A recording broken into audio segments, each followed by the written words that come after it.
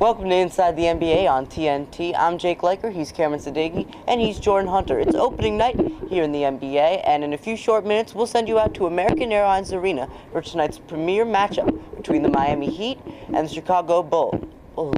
But before we do, we got two excellent panelists who are ready to discuss a number of topics. So, Cameron, we will start with you. Tell us about tonight's LeBron and Rose matchup. I think it's going to be a great matchup here. You got two premier players who are so great offensively and defensively. I think LeBron's going to have to guard Derrick Rose in the fourth quarter of this game because Rose is such a great player at changing direction and getting to the rim, and LeBron is the best at moving his feet and making sure that no one gets in the painted area. So I think LeBron's going to do a great job tonight playing strong defense and making sure Derrick Rose doesn't get in the middle of the lane. All right, and Jordan, what do you think about that? I think same. Yeah, just keep Derrick Rose in front of you, and if you have to play help D because they're not as a good shooting team as they were last season. And I think some X factors could be for the Heat to play the physicality that the Bulls are going to, because every time they play each other, the Bulls stay physical. And the Heat, if they can match that, then it'd be good. And also the Bulls, they could keep it close until the fourth, where they just go all out. I think they could stay with them and maybe get the win. You mentioned a good point about X factors. So tell us, what do you think is going to be the X factor for the Bulls?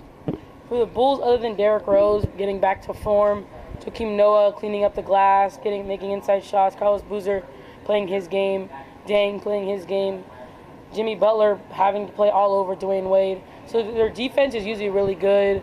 Their bench, just everyone playing their role, knowing their role. Yeah. All right, and Karen, what about you? What do you think the X factor tonight is for the two-time defending champions? I think that's a great point there, but I think that Luol Deng is because he's such a great defender, and he's a 6'9", small forward who can guard multiple positions, and he can really get to the rim. So I think that Deng would really be a huge factor, especially in the mid-range jump shot game where they could use him there, set him some screens so he can get some easy baskets. So I think that Luol Deng is the real factor, especially if he needs to guard LeBron because he's such an athletic defender. All right, well, those are both some great points, but all that matters in the end is getting the W. So, lastly, we got predictions. Jordan, what's the final score tonight? Who's going to win? I'm saying Heat is going to be a low-scoring game and go 90-85. It's going to be a close one. I'm going lower than you. I'm going 85-81. Heat barely squeeze it out. You heard it here first. Well, we will see you at halftime. We'll send you out now to American Airlines Arena and enjoy the game. Hello everyone, this is James McDaniels and we are live from Los Angeles. I am joined by my partners Trevor and Lewis, and we are here tonight to cover the Sacramento Kings and the Los Angeles Lakers to open up this year's NBA season. The Sacramento Kings and the Los Angeles Lakers have made major changes over the offseason, so we'll discuss them and give our opinions for tonight. So, first off, we have the Sacramento Kings. They have traded their former Rookie of the Year, Tyreke Evans, in exchange for Greivis Vasquez, and Tyreke Evans is now in New Orleans playing for the Pelicans.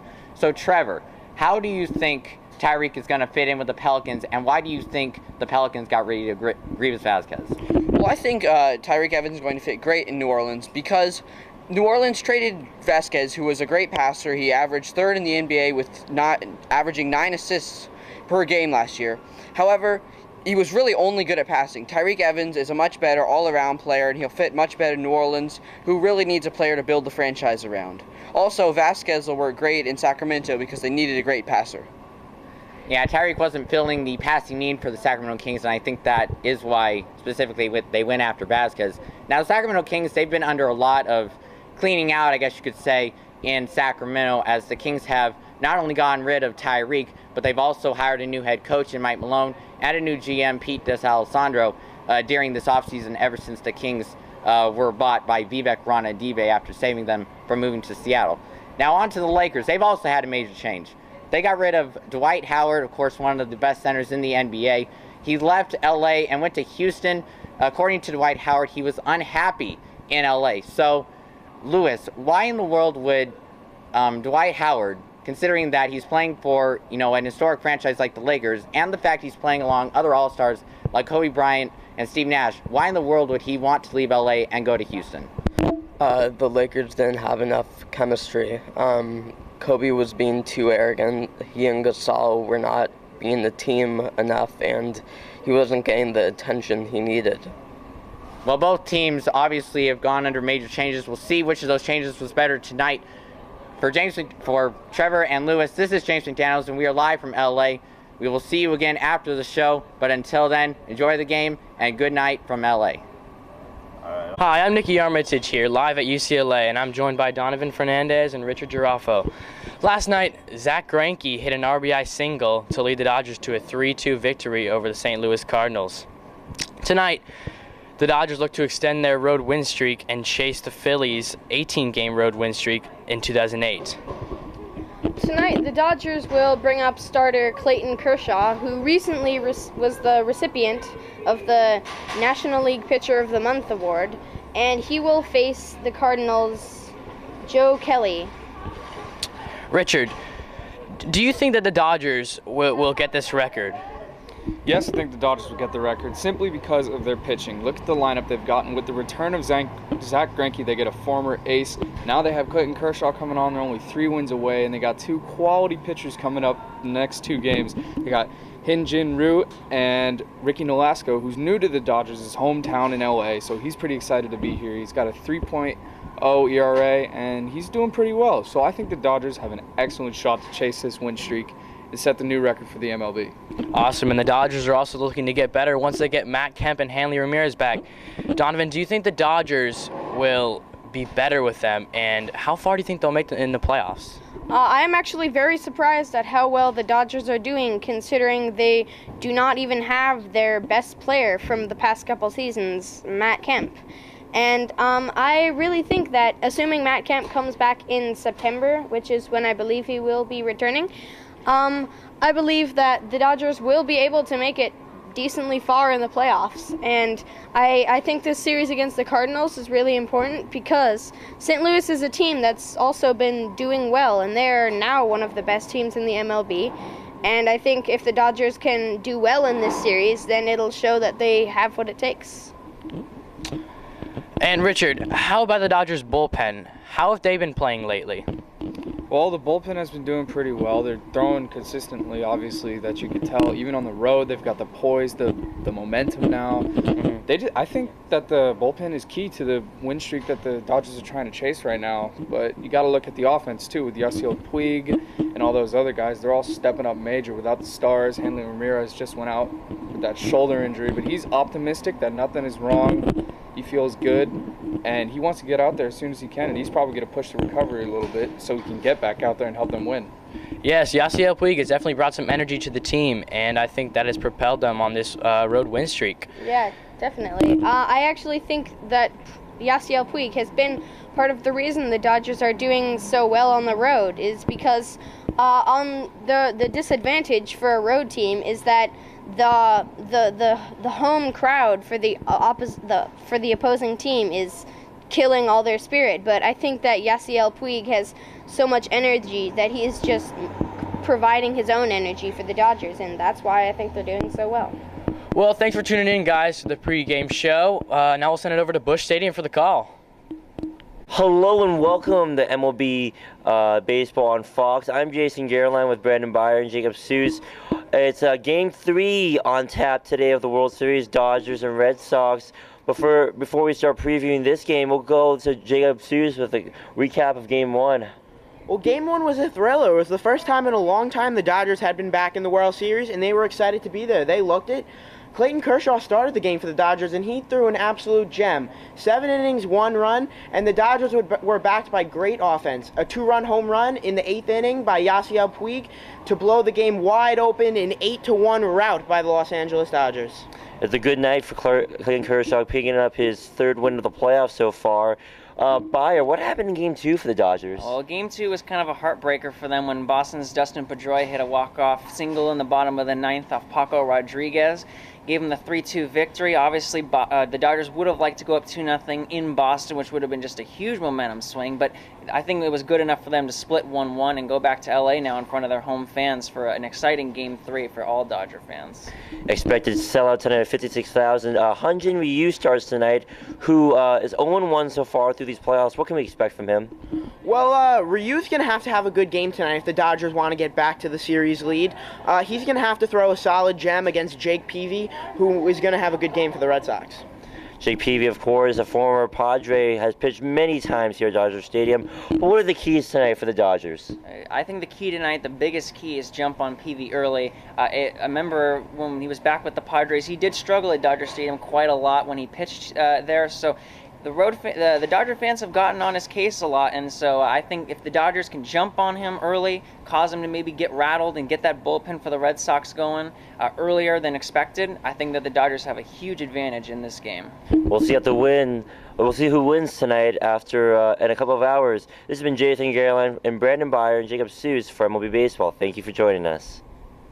Hello, this is Angels Postgame Live on National Sports, coming to you from Angels Stadium. I'm your host, Carl Mogline, along with Angels analysts Nick Aguilera and Daniel Levy. Last night, the Angels lost to the Texas Rangers 5-2, and I have these analysts here to explain why. Please, Daniel, tell us about a couple key players on this Rangers team that led them to victory. Well, Carl, let's start the pitching. Perez getting the start, pitching 6 innings, only giving up 4 hits. A great performance from him. Then the Rangers also had a great day at the plate. Tons of contributors, two key players there. Elvis Andrus with a big 2 RBI triple, and Adrian Beltre with a big solo shot. Great performance from those two. Great all-around performance for the whole team. Great bullpen performance. It was really, everything came together for the Rangers last night. It was great to see.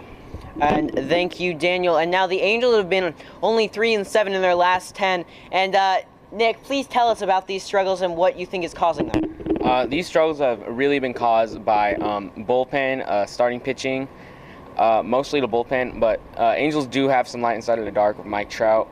I believe 35 games on base, a streak. So right now, I think they just have to get their bullpen up. Joe Blanton showing a little bit of promise in the bullpen, 3 hitless innings in the 7th, 8th, and 9th for the Angels, and I think they just have to get up their pitching and start hitting more. And of course, yesterday the suspensions coming out for more of the biogenesis stuff. One of the players that was suspended, Nelson Cruz of the Rangers. And Daniel, please tell us about the impact this is going to make on this team. Very interesting. Initially, I thought it was going to have a huge impact. I thought that the Rangers were going to collapse, maybe even give up the division. But they seem to be completely unfazed by by Nelson Cruz, and they've been firing on full cylinders in their first game without him. And it seems like they're going to be fine.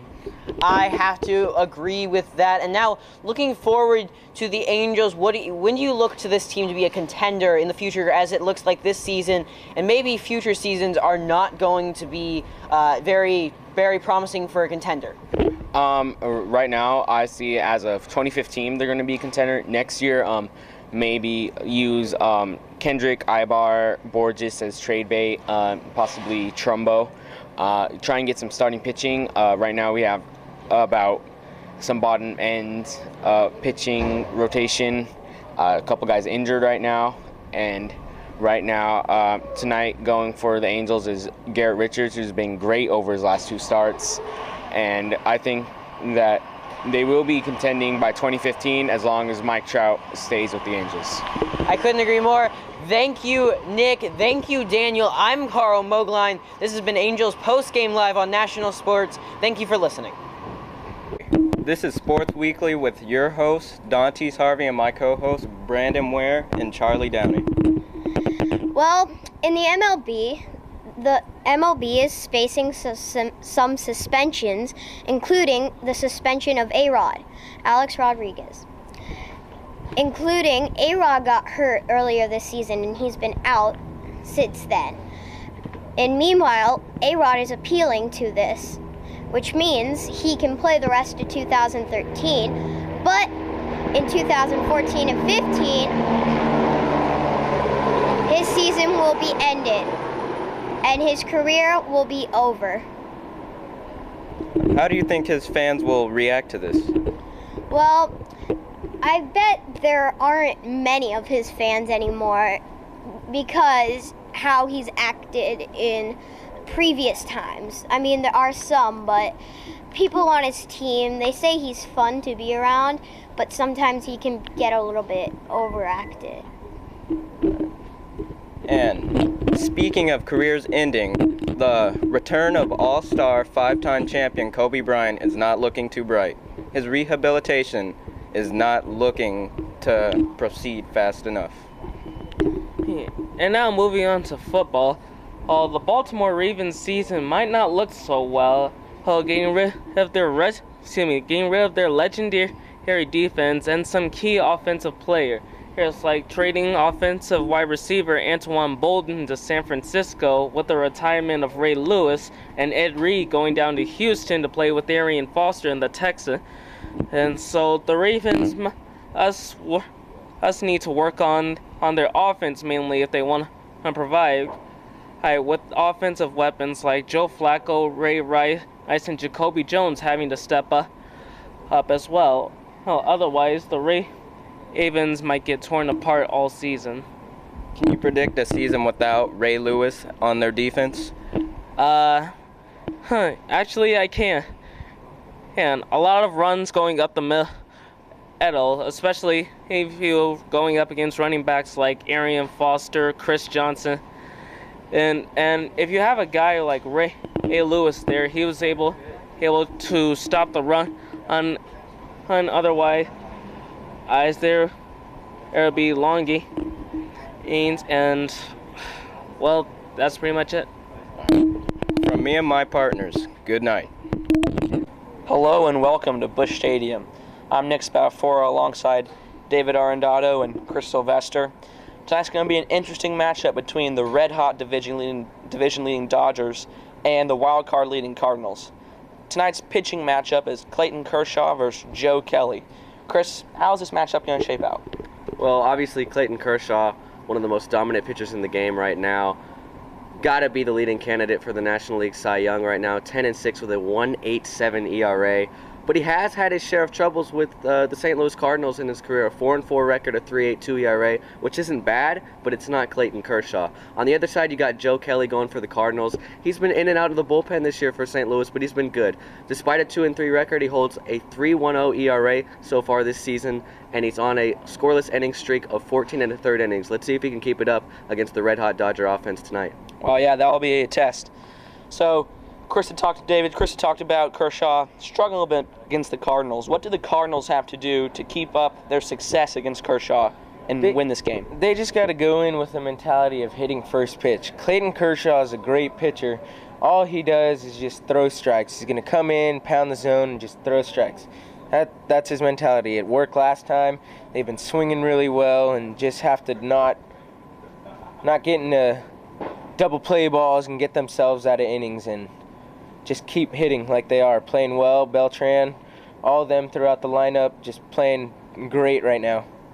All right, that sounds good. Well, that's all we got for right now. Should be a great game. Tune in after the game for some expert analysis, and we're sending up to the booth. So long for Chris Sylvester, David Arendado. I'm Nick Spatafora. Welcome to the Taco Bell Postgame Show. I'm Isaac Glasser here with Ian Martin and Jeremy Schnell reporting from Safeco Field here in Seattle, where the Blue Jays just beat the Mariners 3-1. Hisashi Iwakuma faced off against R.I. Dickey, pitching 7 1/3 inning and only giving up 4 hits and 2 earned runs. Despite his efforts, the Mariners lost to R.I. Dickey and they just couldn't hit him. He tossed 104 pitches, giving up only 1 run. The Mariners' only run tonight came from a home run by Justin Smoke in the bottom 7th inning. It was a bomb to right center. The Blue Jays also had some trouble scoring runs tonight. Hisashi Iwakuma just gave him troubles, only scoring on a Jose Reyes single, and Jose Reyes later came around to score in the top of the 9th on a Mark DeRosa 2-run single to left field. Raul Ibanez just couldn't get in. The Mariners will play the Blue Jays tonight in Game 2 of a 3-game series. The Mariners have lost 7 of their last 10 games. They're face-off. So do you think, Jeremy, you think Mariners have any shot at making the playoffs? Well, I think they have to pick up a bat at the waiver deadline. That's the only way they can have any chance. I mean, they have the pitching, and their ace, Felix Hernandez, has been doing well of late. They just need to get the hitting going. Seager's doing well, and they need someone to add on to their lineup. Yeah, I agree with you there. But I feel like the key for them is Joe Saunders. He's pitched well in his last 7 or 8 starts. He's 10-9, I believe. He has really started to show that he is a real good number 3 starter. All right, well, that's all the time we have for today. Tune in right here tomorrow for the post-game show after the game. I'm Isaac Glasser here with Ian Martin and Jeremy Schnell, and this has been your Taco Bell post-game show. Hey, I'm Blake Devine, and we're going to talk a little pregame for the White Sox and the Yankees. Right by me is Robert Dieters and Miles Walker, and they're going to give you a little expertise on the game. So we have the Yankees coming off a loss last night. They've lost 12 out of their last 18 games, and they're slowly falling out of contention. So can you guys kind of give me a little, what should I expect for the game tonight? From the White Sox, their offense, they came out tonight 8-1. A team that you don't really see a lot, ranked 29th overall in offense. Adam Dunn's been their big bat so far this year with 26 homers, 68 RBIs, and he's batting at .283. A man that really has to carry this offense. But the pitching matchup tonight, Chris Sale, a guy that's 6-11, 2.92 ERA, made the All-Star game with a losing record, but his team cannot provide offense, as you've seen. A man that will do pretty well tonight, in my opinion, but against Hiroki Kuroda, I don't know. He has that 14-inning scoreless streak right now. I think he could keep that up against the White Sox. White Sox do struggle in offense, and Hiroki Kuroda is a great pitcher. Miles, anything to add? Well, today, because Hiroki Kuroda is just such a great pitcher, going against a rather weak offense like Chicago, he's going to have no problem beating them and owning the offense. And the Yankees, even though they've been cold of late on the offensive side, they're going to get a little bit of a boost from A-Rod.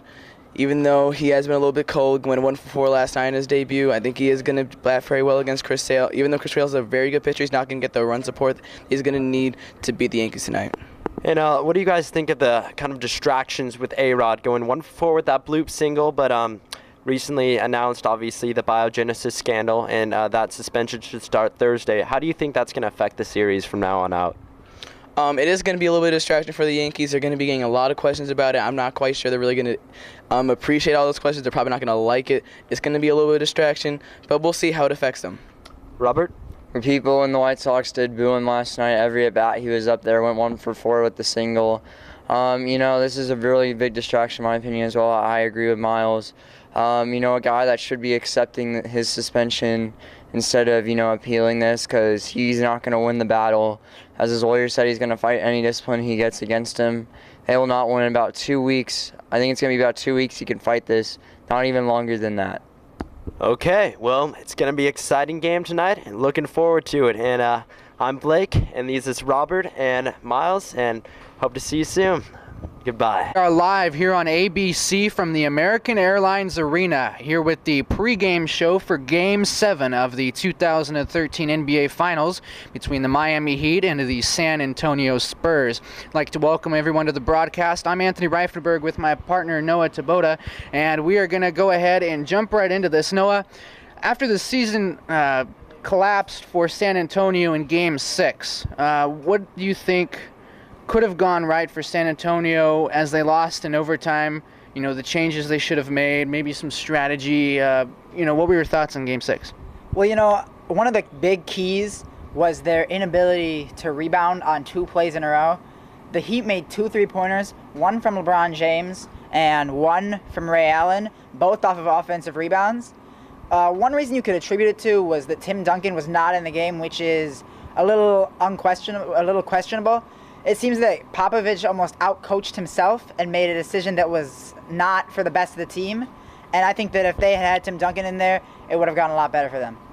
Now, that's true. Now, we know that Greg Popovich, with that mistake, will probably learn from that going into Game 7, being one of the greatest NBA head coaches, arguably, I guess you could say. But for the players, not a lot of players are in this type of situation going from Game 6 to Game 7 where, the NBA commissioner had the trophy out there on the floor, was waiting it to give to the team, and they blew it. What does the impact in Game 6 for the players have on their emotions and how they might play here tonight in Game 7?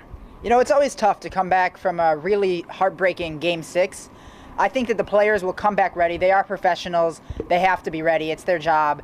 But it's always going to be a little difficult, and the Heat have now momentum going into Game 7. The Heat will be ready, but the Spurs will be too. Yeah, and that's going to lead us into our Toyota keys for the game, and we're going to start with you, Noah, for the Miami Heat. What does Miami have to do in Game 7 after getting it done in Game 6? How do they keep that going in Game 7? Well, they obviously have to limit turnovers and make free throws. Free throws are always key. Got to make them.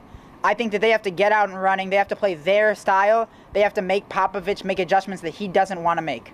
That is true. And for the Spurs, I know you can probably attest to this, for the San Antonio Spurs, it's going to be the efficiency, in the games that they have lost. It's been the turnovers, Manu Ginobili. It's been Tony Parker not scoring, Tim Duncan not a dominant player in the post, grabbing rebounds. But you also have to have the support and the depth of guys like Kawhi Leonard and Danny Green, who's been really struggling as of late. He hasn't been getting it going since, he broke the record early on in San Antonio. So, that's going to play a big factor for San Antonio in their depth. Now, do you think Miami has a bit of a better depth than San Antonio at this point? I think they both have excellent depth. I think that they both have very strong benches. I'd say that the Spurs have a slightly better bench, though it hasn't really shown in many games. That is true. All right, so now we're going to go to our predictions, and we've got our analyst going on. So, Noah, what do you think is going to be the outcome here in Game 7? Who's going to take home the hardware? I don't see the Heat losing. They've always been the better team. And I'd say the Heat win it, but it will be a close game like Game 6. I'm going to say somewhere 93-89. Overtime just like last night?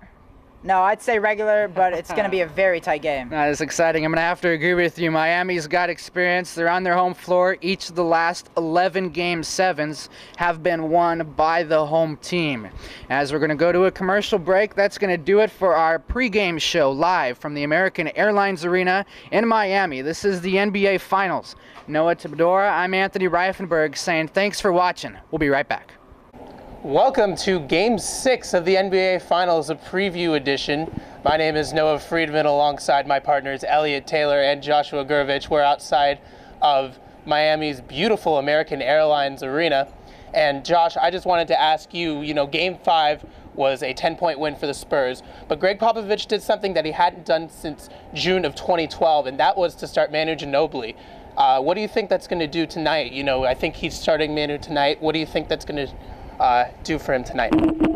I think that it was a very good decision to start Manu in Game 5, but I also think that he's disrupting the flow of their starting lineup, and it might be a bad change in Game 6 in Miami. I think it might be better to stay with their regular starting lineup, because maybe at home it works because the home fans react to Ginobili, but on the road I think that he's not very effective and he should come off the bench in that role and play. He always plays more minutes than Danny Green coming off the bench anyway, so I think he should come off the bench tonight. And Elliot, let's talk about Miami now. They are so good from coming back from losses. They haven't lost yet in the postseason consecutively. What do you see from Miami tonight? Well, I think actually the key is for San Antonio. In all honesty, San Antonio kind of lives and dies by not only the three-pointer but the free throws. I think the reason they call them free throws is they're easy points. So missing free throws is probably what's going to end up killing the Spurs. Like easy opportunities for not only layups but free throws, as well as Danny Green. Danny Green has really come on and shined this postseason, and especially in the finals, and I believe he's on the verge of breaking Ray Allen's record for most made threes in the NBA Finals. So all Miami has to do is just make sure that the Spurs do not get easy points and get to the free throw line, and make sure they can shut down Danny Green from outside. And Josh, I just wanted to ask you once again about the San Antonio Spurs. Danny Green has been on fire from three lately. Do you even see him getting MVP recognition if the Spurs take home the hardware tonight?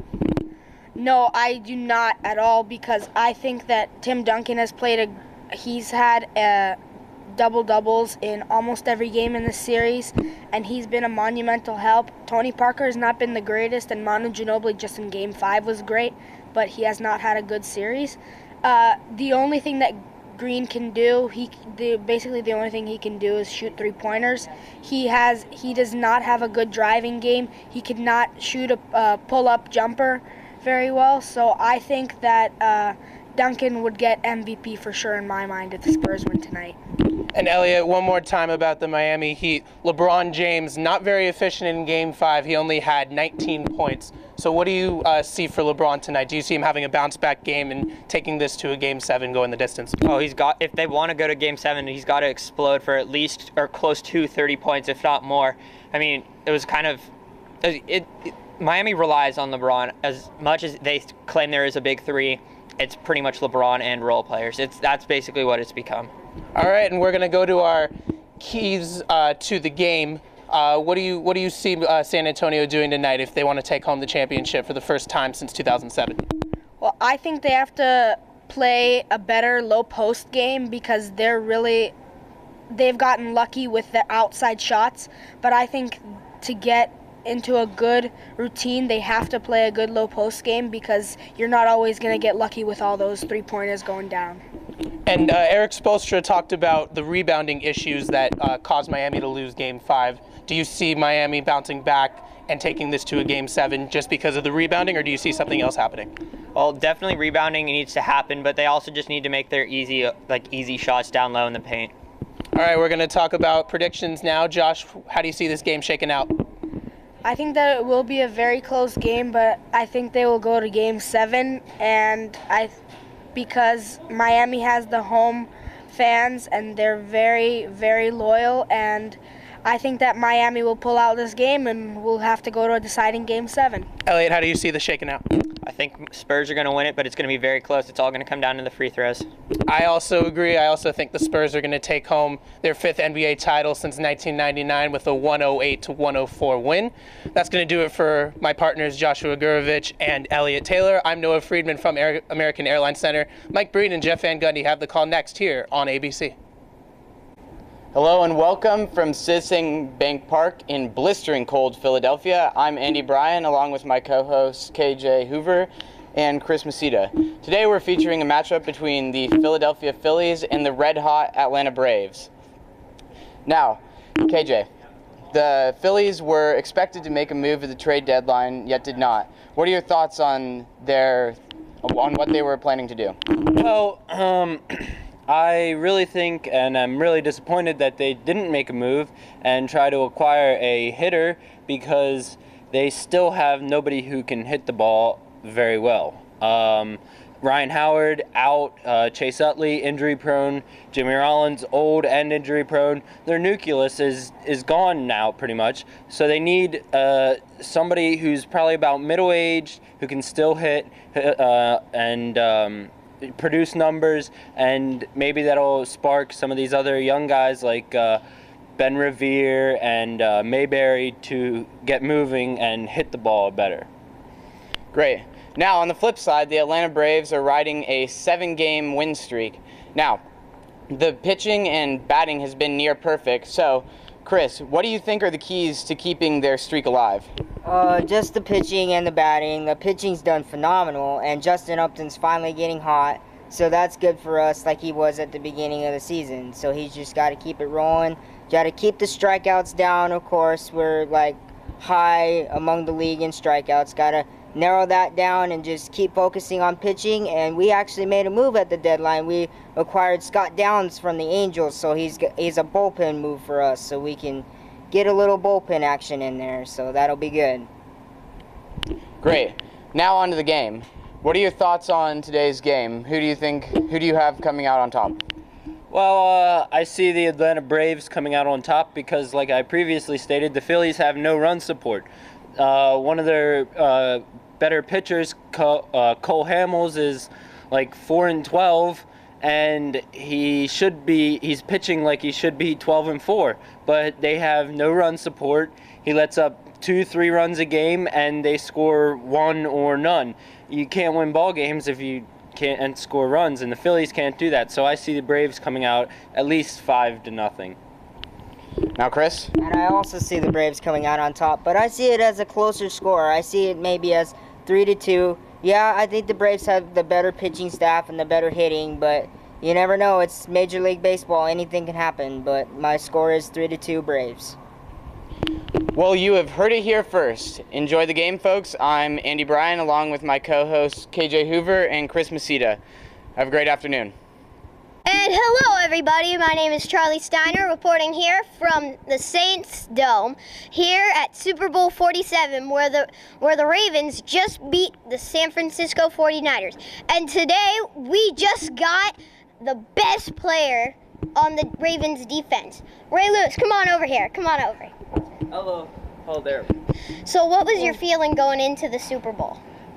Well, my feeling going in was like, we need to win this game, but it's most important for me since it was my last game, but to play in the Super Bowl, but mainly to just go out a champion, and is the captivating feeling of this entire thing.